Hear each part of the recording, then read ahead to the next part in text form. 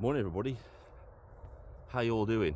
Now don't adjust your TV sets, your computers, whatever, you're not going blind, your TV hasn't broken. It's absolutely pitch black. It's about 5:30 in the morning. I've just been out camping for the night. I'll switch a light on for you so you can, there you go. You can see the woods over there and stuff.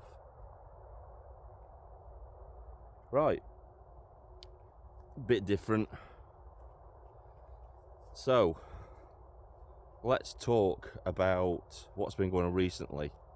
I'm going to try and explain Islam to people, especially the lefties. They probably won't listen, and you guys, my audience, I'd probably just be preaching to the choir when I talk about this, but some of you might not know.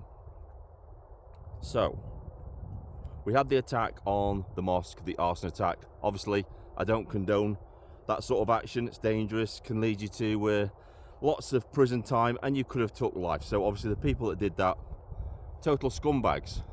That's not the way we do things, is it? But then we have to look at the double standard when it comes to churches.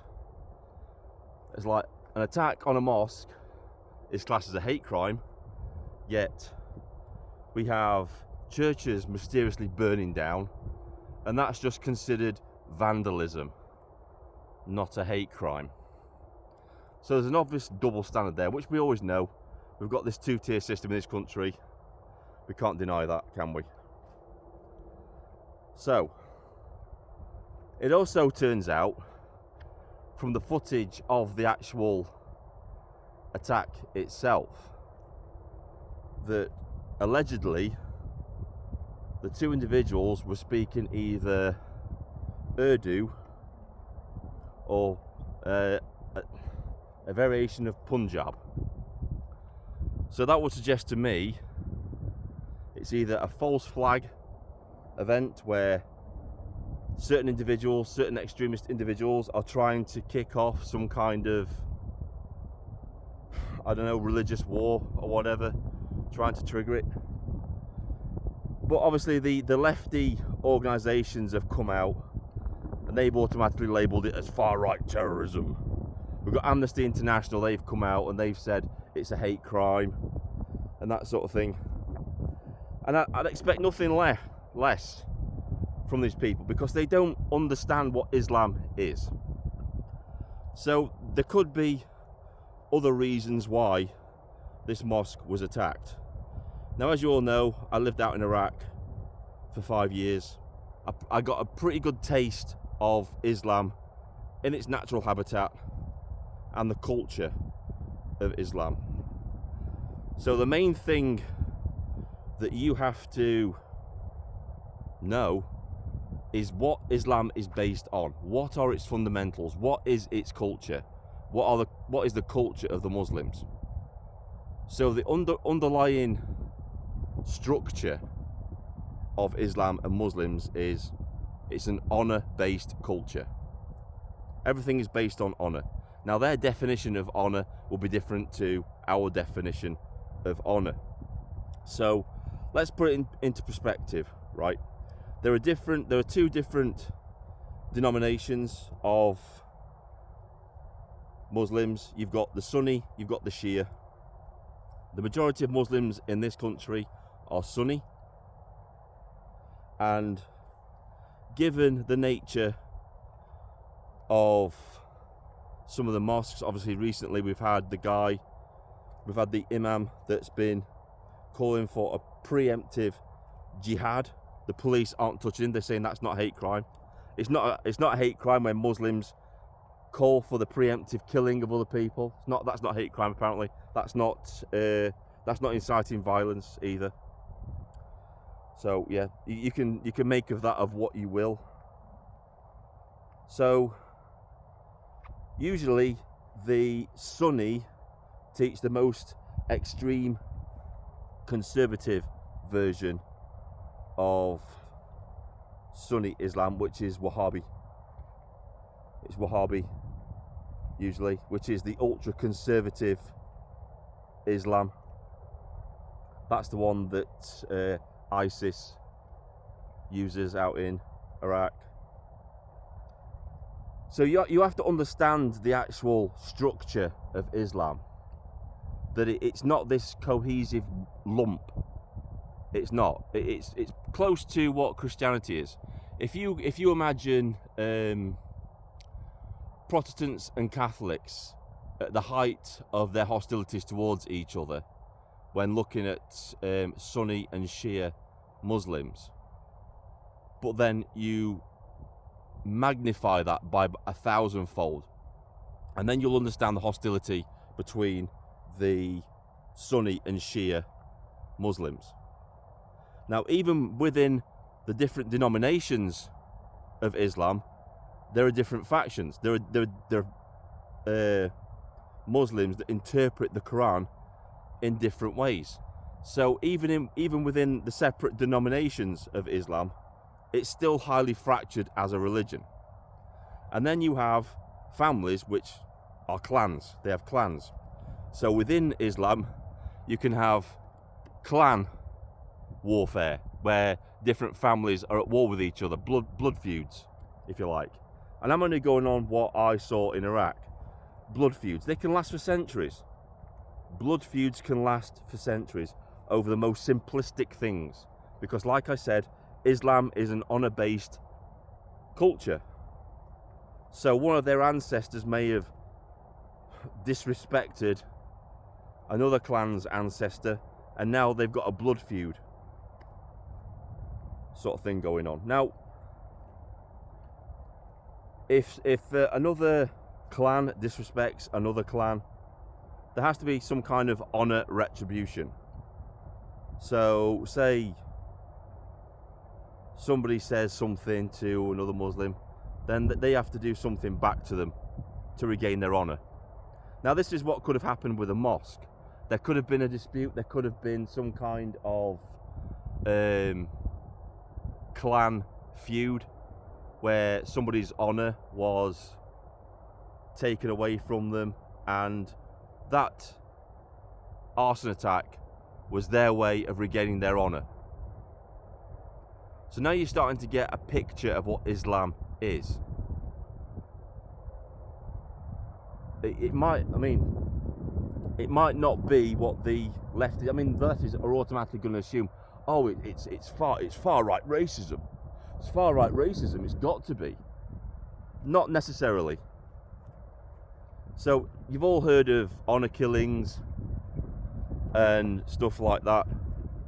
That's where a family member brings the family name into disrepute, and to atone for that, as demanded by the honor system, the family has to rectify it. Usually it's a punishment. If it's severe enough, say the family follows the Wahhabi doctrine of Islam and they're Sunnis, it can be very extreme for a minor infraction. So say, I don't know, a Muslim man's daughter becomes westernized, she starts listening to music, she starts wearing makeup and that sort of thing, she stops wearing the hijab or the niqab. That's classed as a huge infraction in the ultra-conservative Islam. Now what happens is they will probably send their daughter away saying, oh, we're going to send you away to your relatives in Pakistan or wherever. And then she never comes back, because when she gets out there, she's probably taken out into the hills somewhere and murdered. And that's the way these people operate. Not all of them. I want to make something else clear as well, right? So a lot of people refer to moderate Muslims. Now, moderate Muslims are non-practicing Muslims. They're like Christians. They will celebrate Christmas. You know, the Christians will celebrate Christmas and Easter, but they don't go to church. They don't. They're not, you know, that highly religious. And that's similar to the moderate Muslims. The non-practicing Muslims, the moderate Muslims, will probably celebrate all the holy days, all the religious holidays and that sort of thing, but most likely never go to a mosque. So that's your moderate Muslims. I can tell you a few stories as well. When I came back from Iraq, I was doing security, and I was working for a company. It was a food company that made sandwiches, and we used to have to separate the Sunni and Shia Muslims that worked at the factory for fear of them going into tribal. There was pitched battles in the canteen that they would like go full out. So eventually they separated them. They separated them off into two separate shifts. There was the Sunni there was a Sunni shift and there was the Shia shift, kept them apart. So I just wanted to like put it in perspective and just show people and tell people that Islam isn't this cohesive religion. It's not. It's very, very fractured with differing denominations, sometimes hundreds of denominations. Even different clans can interpret the Quran in a different way, and that's where you get your blood feuds from, because one clan will interpret the Quran one way and another clan will interpret the Quran another way. And this is where we get the friction from anyway, because the Sunni Muslims class the Shia Muslims as apostates because they don't follow their version of Islam. And as everybody knows, apostasy which is just leaving they class it as leaving the religion of Islam. Leaving the religion of Islam is punishable by death. And that's what they believe. That's why there's such conflict between the Sunni and Shia Muslims, because they don't believe that the Shia Muslims are actually Muslims at all. They feel they've left the religion of Islam because they don't interpret Islam the same way as they do. It's a big warehouse down there. That's a huge warehouse. It's coming down the side of the hillside. Go watch my footing down here. But yeah, that's a brief overview of Islam, and I've only just touched the surface on that. I really have. It's very, very complicated, and the leftists just think that they can grasp it just like that. You can only really understand Islam if you spent any amount of time in a Muslim country, to understand the actual culture and the honor system, the way it operates. Most of these lefties probably just go for a visit to a mosque and think they know everything about Islam because they've just been shown the fluffy cuddly side of it. But living it is a whole different experience. So a lot of these lefty NGOs like Amnesty International and other organisations really don't have a clue about what Islam is, because they just think, well, if brown people are doing it, it must be good, because obviously they've got woke ideology, identity politics, and to question anything that brown people do is just racist and xenophobic, even if it is basically barbaric, some of the practices that these people do. And it is barbaric. If you send your daughter off to Pakistan to be murdered, that's not exactly a British value, is it? It's not something we in this country would say, yeah, that's a value we can get behind. So there are differences, and again, not all cultures are the same. It's just a fact. Not all cultures can fit into our society or meet our values.